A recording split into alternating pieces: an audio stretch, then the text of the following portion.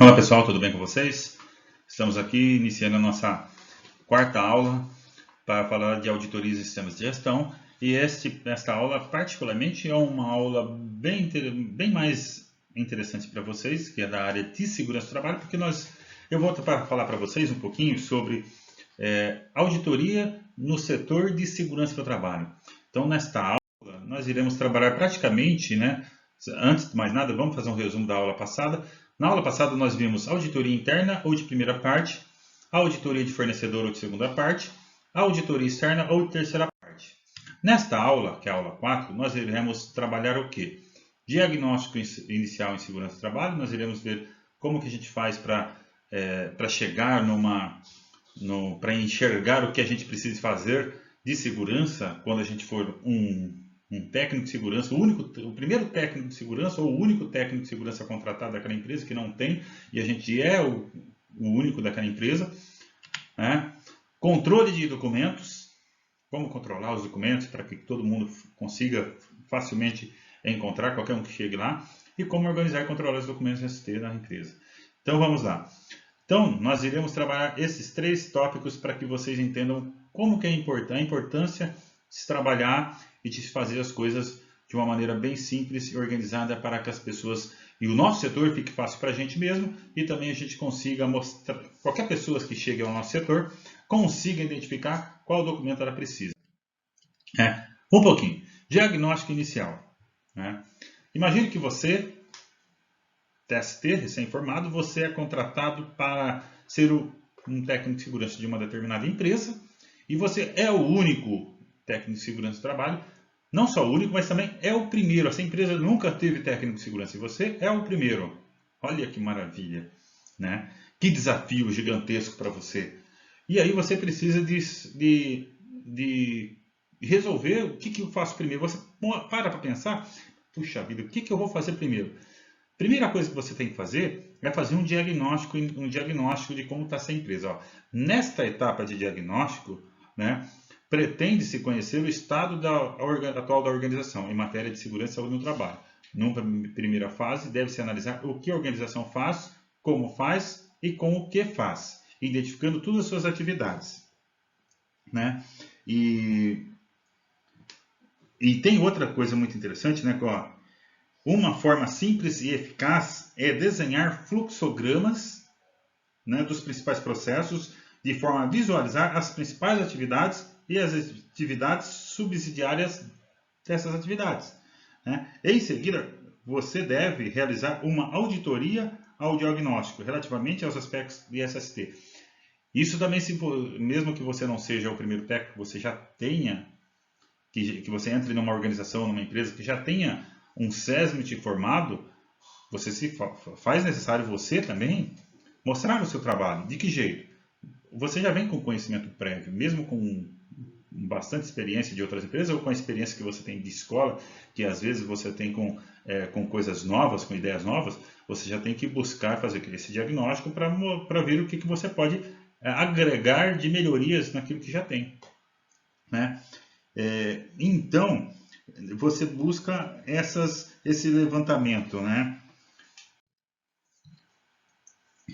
E aí você vai ver o quê? A legislação aplicável.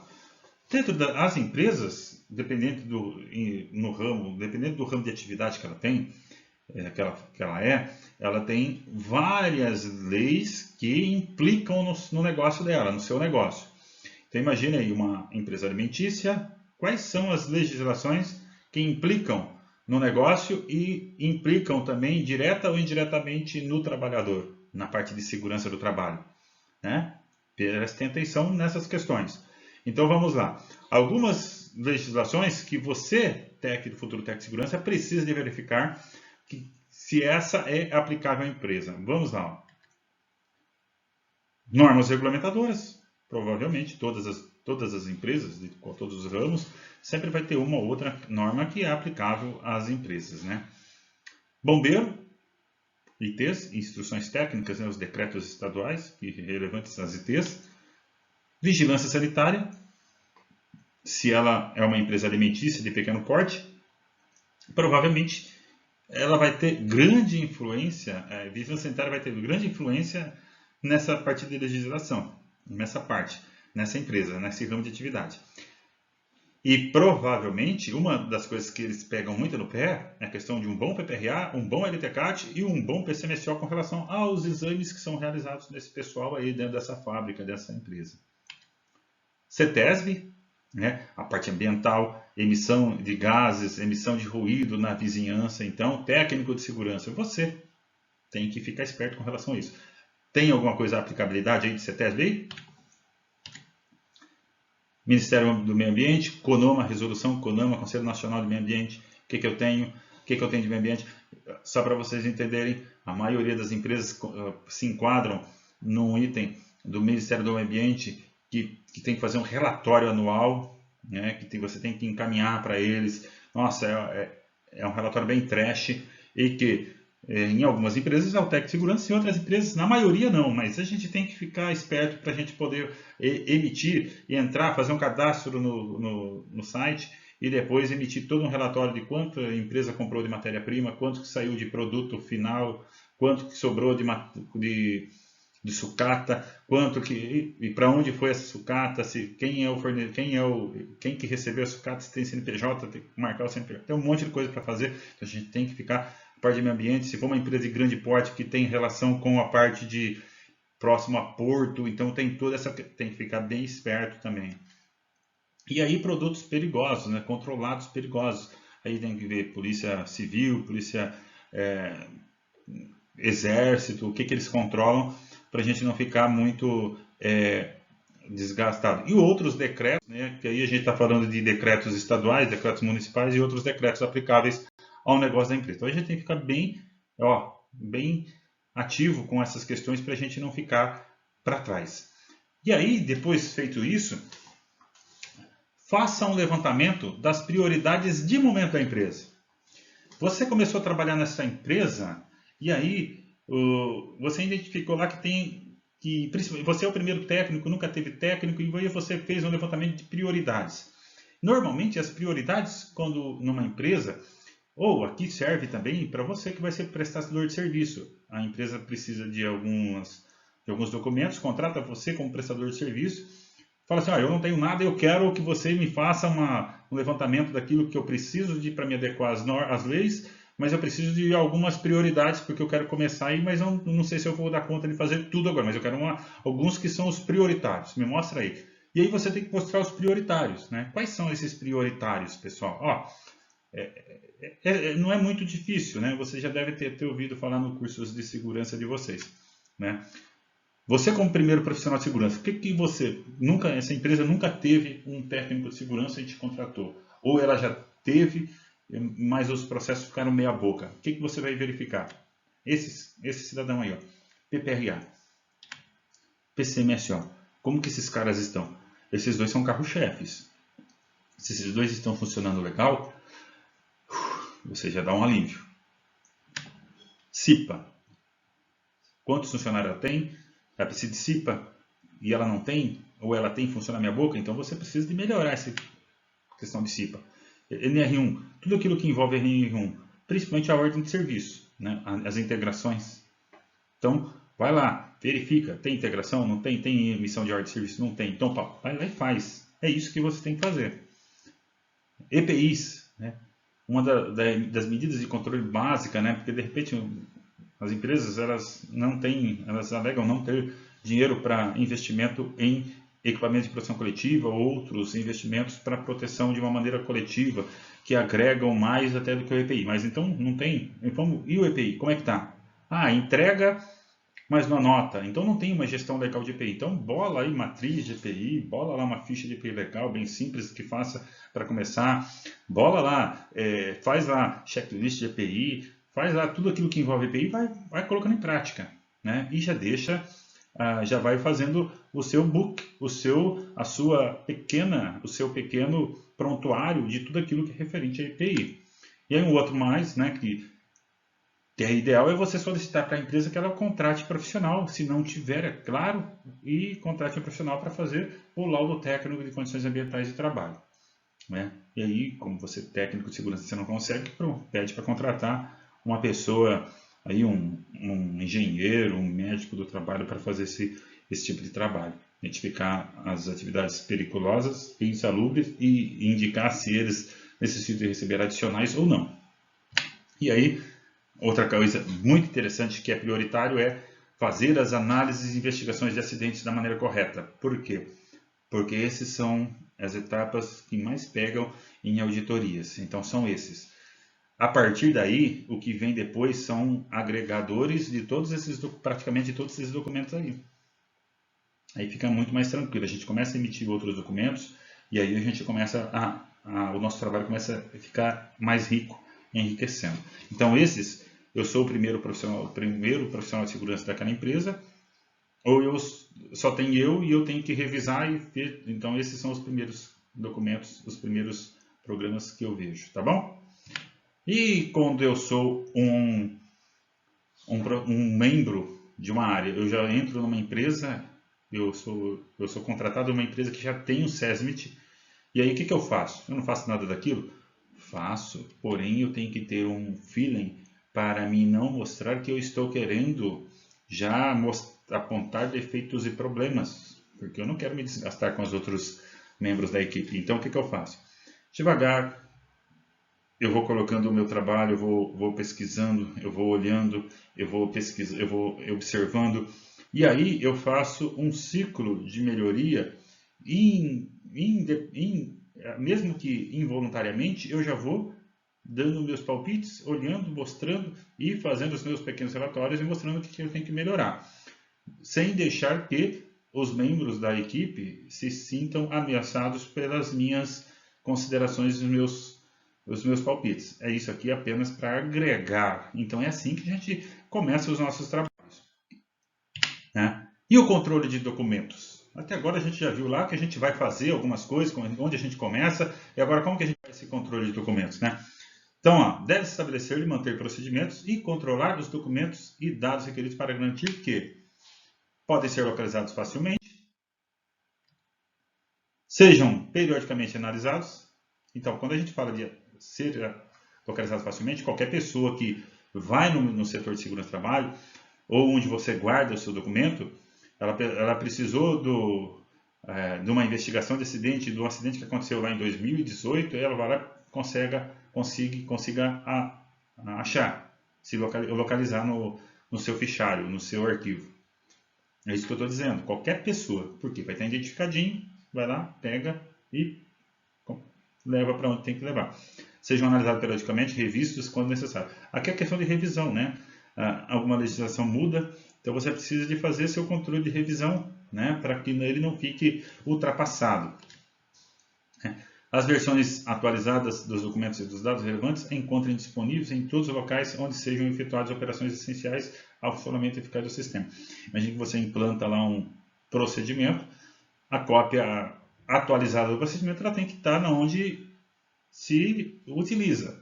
Se você atualiza um checklist, ele tem que estar disponível para quem utiliza esse checklist, né? Os documentos e dados obsoletos são prontamente removidos de todos os pontos de emissão e de utilização. Então, se eu emitir um documento novo ou revisado, aquele que está obsoleto eu tiro e ou arquivo, ou se ele não for necessário, eu jogo fora, né? Descarto, por algum motivo, para ele não ficar ser utilizado de má fé por outras pessoas. E todos os documentos e dados obsoletos retidos por motivos legais ou para preservação de conhecimento encontrarem adequadamente identificados. Então, se eu tiver que guardar esses documentos obsoletos e retidos, por causa que a lei manda que eu tenha que guardar por determinado tempo, eu tenho que identificar corretamente para que quando alguém precisar, vai lá e retire adequadamente e saiba onde está localizado, né? E como organizar e controlar os documentos de SST? Como que eu vou fazer esse controle, né? O controle documental deve ser executado de forma simples e qualquer empresa ou TST poderá fazer. Como?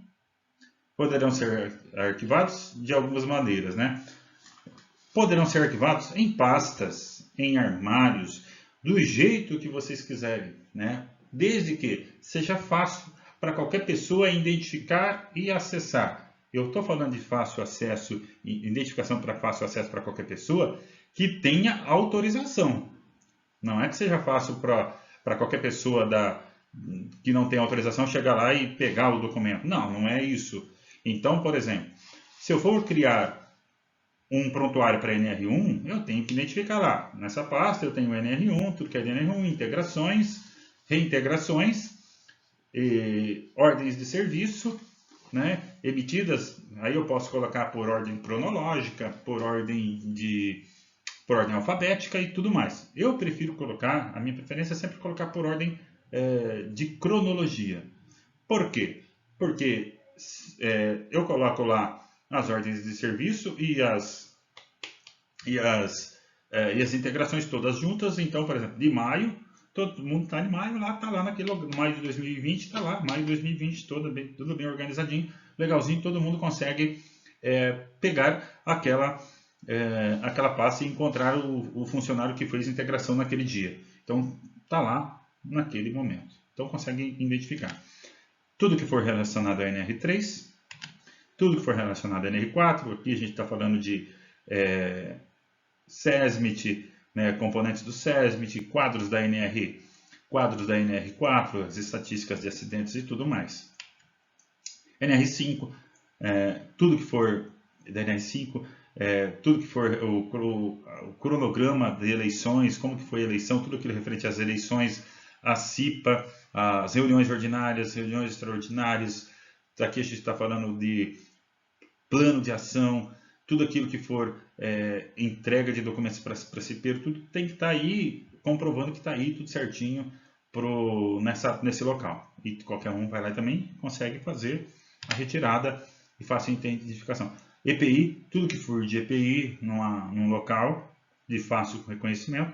Então aí vai ter, poderá ser colocadas as fichas de EPI na ordem, aí pode ser na ordem alfabética, pode colocar matriz de EPI, pode ser colocado também as inspeções de EPI que você faz em determinados períodos, e tudo aquilo que for relacionado ao EPI você deixa localizado aí nesse local.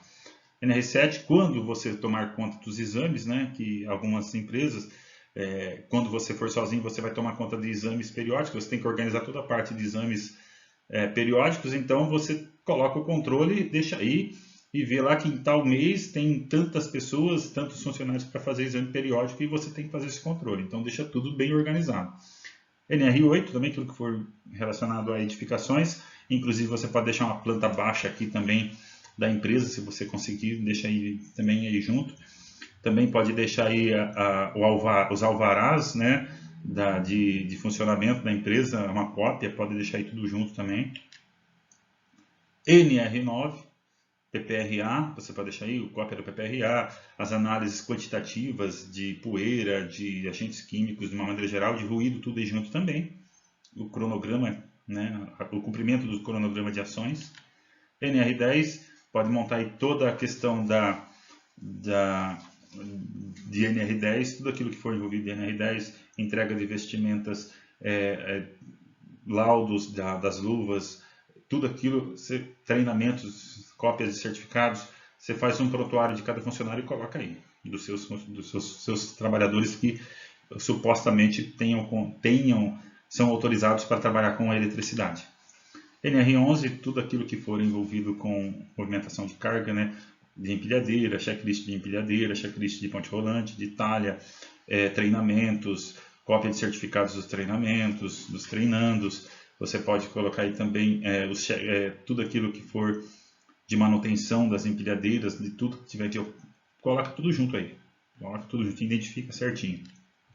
Na 12 também, né, tudo que for, aí pode colocar o prontuário das máquinas, pode colocar tudo aquilo que envolve NR12 também.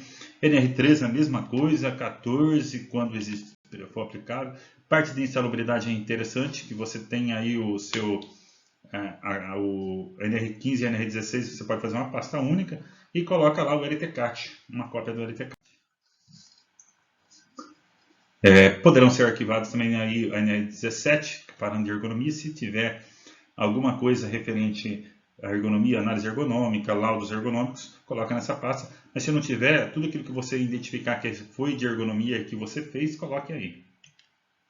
NR18, quando aplicável, PCMAT, aqui você pode colocar tudo aquilo que for de terceiro, né? Pode colocar junto aí a gestão de terceiro, PCMAT barra gestão de terceiros. Por quê? Pode ser colocado nessa pasta? Porque a maioria dos terceiros, eles trabalham com manutenção. É manutenção de telhado, é manutenção predial, é limpeza não sei do que. Então, aproveita, já faz pasta NR18 barra gestão de terceiros e deixa num local junto. Aí 19 explosivos, para quem trabalhar com alguma relacionado. NR20, inflamáveis e combustíveis, tem que ter uma atenção especial também para fazer uma pastinha muito para isso também. NR21, para quem trabalhar com céu aberto. NR22, para quem estiver lá próximo a alguma coisa com mineração. 23, aqui vocês podem ter a questão, o controle de hidrantes, controle de hidrantes, controle de extintores, rotas de fuga, tudo aquilo, mangotinhos, tudo aquilo que for relacionado a controle de incêndios, você deixa numa pasta que tem isso. Pode colocar aí também o AVCB, uma cópia do AVCB e deixa reservado aí. A 24, higiene e conforto, tudo que for de NR24, instalações de higiene e conforto, controle de troca de filtro dos bebedouros, controle de limpeza dos banheiros quando tem, e tem que guarda tudo, faz tudo, a análise de água do poço quando tem poço. Se não tem poço, normalmente vem a água da própria fornecedora da cidade, então fica mais tranquilo.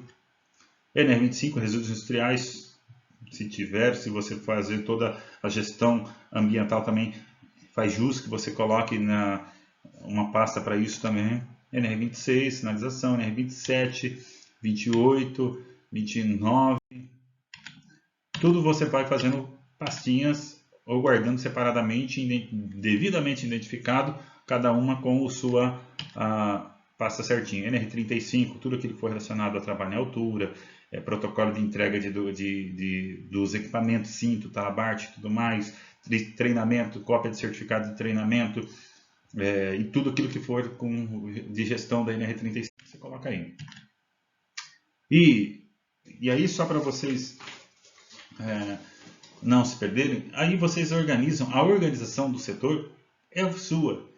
Faça da melhor maneira possível, para que você tenha o prazer de estar nesse local. E qualquer pessoa que chegue naquele local, no seu local, onde você executa suas atividades, consiga trabalhar, consiga identificar as coisas e olhe para aquilo, puxa, aqui trabalha um profissional organizado.